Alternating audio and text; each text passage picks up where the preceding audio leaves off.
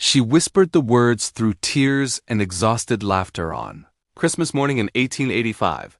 This towering virgin bride had just spent her wedding night with the most insatiable cowboy in the entire West, and now she genuinely couldn't stand on her own two legs. Greta Thornwald stood 6 feet 2 inches tall, 23 years old, untouched by any man until last night. She'd married Colt McCrae on Christmas Eve, a cowboy so relentless the entire town had warned her he would break her in half. But what transpired in that bedroom wasn't what anyone had imagined. Because when this giant bride whispers that she's so tired she can't walk, there's no pain in her voice. It's something else entirely. 20-4 hours earlier, Christmas Eve morning in Pine Ridge, Wyoming territory. The train station platform was packed with folks heading home for the holidays, their breath creating white clouds in the freezing air, children squealing and running between their mothers' skirts. But when the eastbound train pulled in, belching black smoke and hissing steam, every single person stopped talking.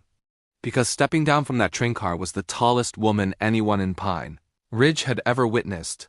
She had to duck her head to clear the train door. 6 feet 2 inches of blonde hair pulled back so tight it must have hurt. Worn gray dress patched at both elbows and one small carpet bag clutched in hands so large they could palm a man's head. The way she moved, shoulders rolled forward, head tilted down, making herself as small as possible. You could tell this woman had spent her entire life trying to disappear. The women on that platform whispered behind gloved hands. The men stared for 3 seconds too long, then looked away fast like they'd seen something shameful. A little boy with freckles pointed his finger right at her, and his mother slapped his hand down so hard the crack echoed. Greta's face burned bright red, but she didn't cry. She'd finished with crying. She'd left her tears back in Minnesota 3 weeks ago when her father sat her down at the kitchen table. The table her grandfather built, the table where her mother used to serve Sunday supper, and told her the truth. She already knew but had been pretending wasn't real. Her father said, not looking at her, looking at his calloused hands instead, that she was a good daughter, strong as any of his sons. But she was 23 years old and no man in 3 counties would court her. She was just too big, too much. And her mother was gone, God rest her, and he had 5 younger mouths to feed, and the bank took the farm last week. He slid a newspaper across that table. A rancher out in Wyoming territory had put an advertisement in the matrimonial news. Said he needed a strong wife. Said he didn't care about size. Her father's voice cracked. Said size didn't matter to him. Those 5 words, size didn't matter to him. Greta read that advertisement 17 times before she let herself believe it might be true. She read it until the newspaper ink smudged under her thumbs. That night, sitting alone in the kitchen after everyone else went to bed, she wrote a letter by candlelight. Her hand shook so badly she had to rewrite it 3 times. She decided to tell the absolute truth because lies always catch up to you eventually. Especially on the frontier where there's nowhere to hide. She wrote that her name was Greta Thornwald. She was 6 feet 2 inches tall. She weighed nearly 190 pounds. She could lift a 100-pound sack of flour with one arm and carry it a quarter mile without stopping. She could work 16 hours straight through without complaining. She could read and write and do sums. She knew how to sew and cook and tend animals. She'd never been courted by any man. She'd never been kissed. She'd never been held. She was 23 years old and she was so tired of being invisible. She almost didn't write that last part. Almost crossed it out, but something made her leave it. Some small desperate hope that maybe, just maybe, this stranger 1,000 miles away would understand what it felt like to be so lonely you could scream. 3 weeks later, a telegram arrived at the general store. 4 words that changed everything. Come to Pine Ridge. Colt. And now here she stood on this frozen platform scanning the crowd of strangers for a man whose face she'd never seen. Who chose her out of 47 responses to his advertisement? Who wrote those 5 impossible words? What if he lied? What if he took one look at her in person and realized she was even bigger than he imagined? What if this was just another man who would make her feel like God made a mistake the day she was born? Then she saw him standing at the far end of the platform, leaning against a wooden post like he'd been waiting there his whole life. Even from 30 feet away, she could feel the weight of his stare. Black hat pulled low, dark beard covering a strong jaw, eyes so intense they seemed to burn straight through the cold December air. He was tall, maybe 6'1", with shoulders broad enough to fill a doorway, but it wasn't his size that made the crowd part as he started walking toward her. It was something else. Something in the way he moved, slow and deliberate, like a man who owned everything he could see, and wasn't afraid of anything he couldn't. Women grabbed their daughters and pulled them close. Men tipped their hats and stepped aside because everyone in Pine Ridge knew Colt McCrae. Knew he owned the largest cattle ranch in 3 counties. Knew he hadn't touched a woman, hadn't even looked at a woman since his wife Sarah died in childbirth 5 years ago. Knew the baby didn't survive either, a little girl he'd already named Emma.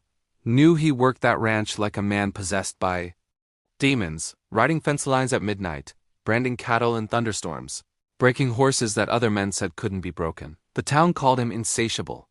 Not because he took too much, but because he never stopped, never rested, never let himself feel anything except the burn of work and exhaustion. He stopped directly in front of Greta, had to tilt his head back slightly to meet her eyes. They were almost the same height, or maybe she was an inch taller. For a long moment, neither of them spoke. Greta's heart was hammering so hard she was sure he could hear it. She was waiting for his face to change, waiting for disappointment to cloud those burning eyes, waiting for him to make some excuse and hand her a ticket back to Minnesota. But instead, Colt McCrae did something that made Greta's breath catch. In her throat, he smiled. Not a polite smile, not a pitying smile. A real smile that started at his mouth and traveled all the way up to his eyes, making him look 10 years younger, making him look like a man who just found something he'd lost and given up hope of ever finding again. His voice was rough and low, like he didn't use it much, like it was rusty from years of silence. Miss Thornwald. Greta managed to nod, couldn't trust herself to speak. He reached out and took her carpet bag from her hand. When his fingers brushed against hers, he didn't flinch, didn't pull back, just held her gaze steady and said 6 words that would replay in Greta's mind for the rest of her life. You're exactly what I needed. Not what he expected, not what he hoped for, what he needed. Like she was the answer to a question he'd been asking for 5 long years, and Greta Thornwald, who had spent 23 years being too much for everyone, too tall, too strong, too big, too hungry for a life larger than the one she was supposed to want, felt something crack open inside her chest.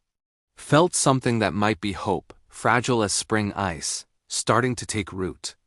They didn't talk much on the walk from the train station to the church.